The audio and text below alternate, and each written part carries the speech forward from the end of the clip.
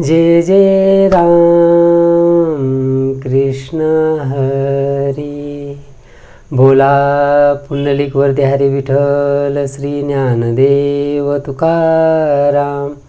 पंढरीनाथ भगवान की जय।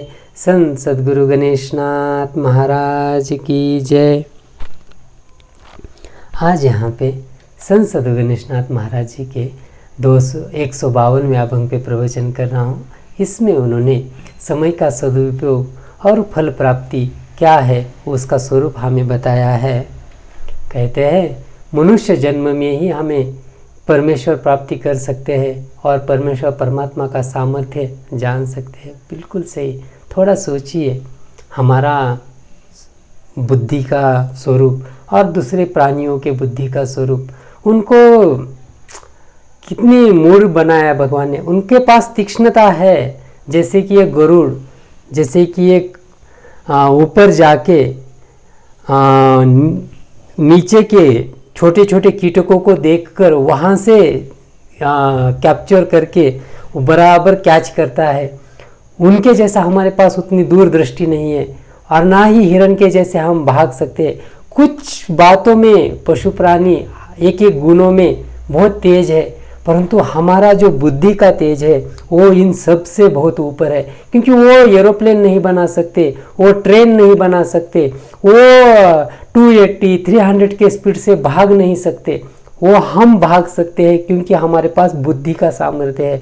और इसी का उपयोग करके हमें खुद का आत्मस्वरूप देखना है, इसी का उपयोग करके हमें परमेश्वर का स्वरूप देखना है। अगर ये हम नहीं करेंगे और सिर्फ पशु के जैसा खाना पीना और मर जाना, इतने में ही संतुष्ट रहेंगे, तो कोई कुछ भी हम साध्य नहीं कर पाएंगे। इसलिए कहते हैं कि मनुष्य जन्म में ही हम परमेश्वर की प्राप्ति कर सकते हैं और परमेश्वर परमात्मा का सामर्थ्य, क्योंकि उनको देखिए वो कभी पशु प्राणी की सोच हो सकता है हम मनुष्य होने के कारण उनकी भाषा है, उनकी लैंग्वेज या उनका जो भी कुछ मैसेज है वो समझ नहीं पाते होंगे। फिर भी हमें भगवान ने किसी भी रूप में उनसे अधिकतम विवेक बुद्धि दिया है, अच्छा बुरे का सोच दिया है। पशु को पता नहीं क्या खाना सही क्या खाना गलत, उनको जो भी मिलता है वो खा के जीते हैं।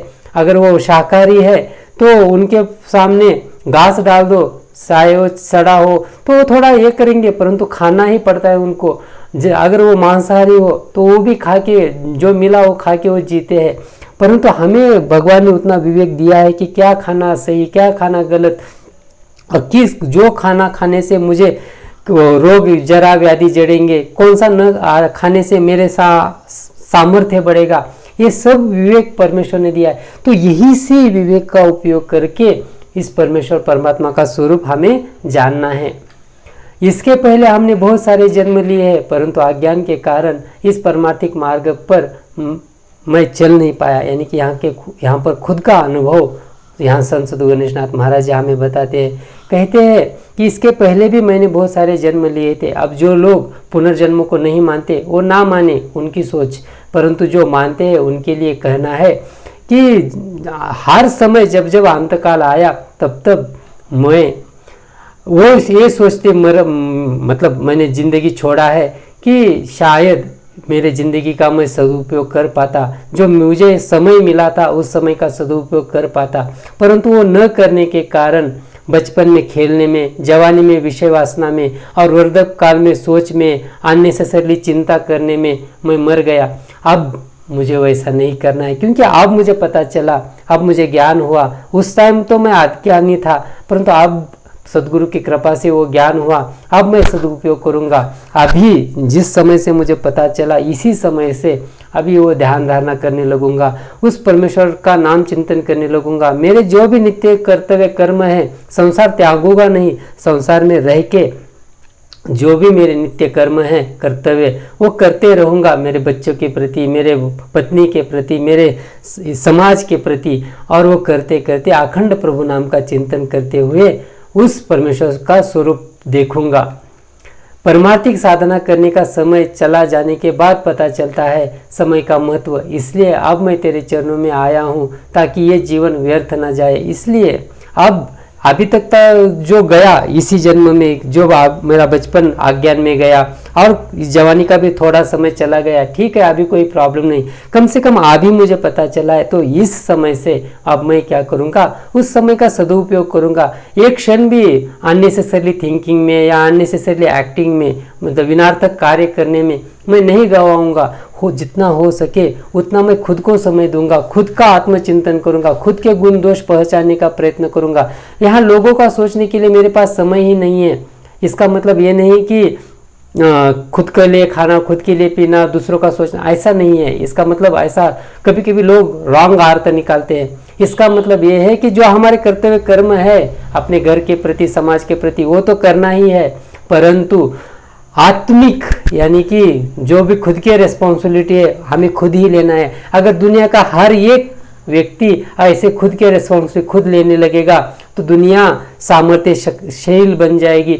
हर कोई, ये झगड़े ही बंद हो जाएंगे। झगड़े क्यों होते हैं? जब कोई तो खुद का काम करने के बजाय दूसरे के काम में डिफिकल्टी लाता है, तब ये झगड़े बनते हैं। अगर हर कोई अपना अपना सोचने लगे, हर कोई अपना सामर्थ्य बढ़ाने का प्रयास करे, तो ऑटोमेटिक दूसरों का जो रेखा है वो निकालने की जरूरत ही नहीं पड़ेगी। हम खुद की रेखा इतनी बढ़ाएंगे कि दूसरे की रेखा ऑटोमेटिक, मतलब या अगर हमें कंपटीशन ही करना है तो दूसरों के पाँव में पाँव डाल के उसको क्यों गिराते हैं? उसको भी दौड़ने दीजिए, हम खुद इतना प्रयास कीजिए। इसलिए मेरे चार्ल्स डार्विन सर भी कहते हैं कि वही प्राणी इस विश्व में जीता है या इस जगत में जीता है जो तेज गति से भागता है।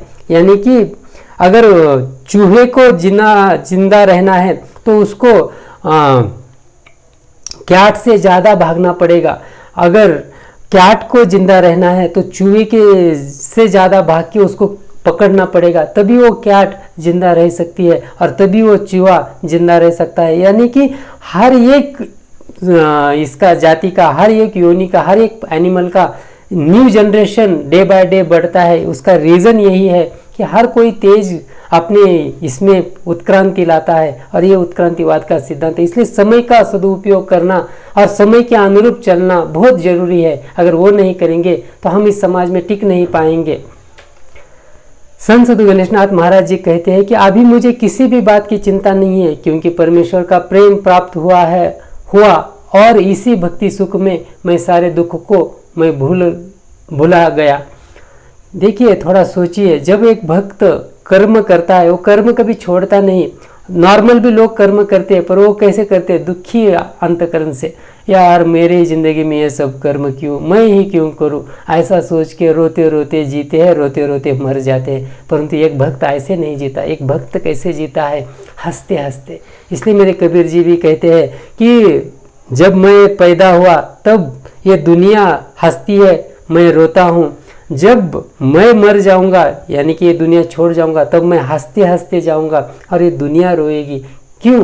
क्योंकि हमने वो आत्म स्वरूप देखा, वो चैतन्य स्वरूप देखा। इसलिए यहाँ मेरी जना आई, वो आटा वो ये कर रही। उस टाइम मशीन्स नहीं थे, उस टाइम हाथ से वो आटा पीसना पड़ता था, वो कर रही है। परंतु अंतकरण में भाव भक्ति युक्त अंतकरण से प्रभु के लिए गाना गा रही है, प्रभु के लिए अभंग गा रही है, और उसी में मेरे जनाबाई को एक संतुष्टि, एक समाधान प्राप्त हो रहा है। अगर ऐसे हम भी करेंगे तो डेफिनेटली हमें कर्म बोझ नहीं लगेगा, तो कर्म हमारा कर्तव्य लगेगा और हम आनंद से करेंगे।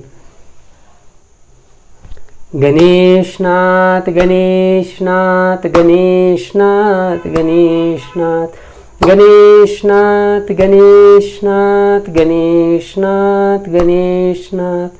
बोला पुंडलिक वरदहरी विठ्ठल श्री ज्ञानदेव तुकाराम। पंढरीनाथ भगवान की जय। संत सद्गुरु गणेशनाथ महाराज की जय।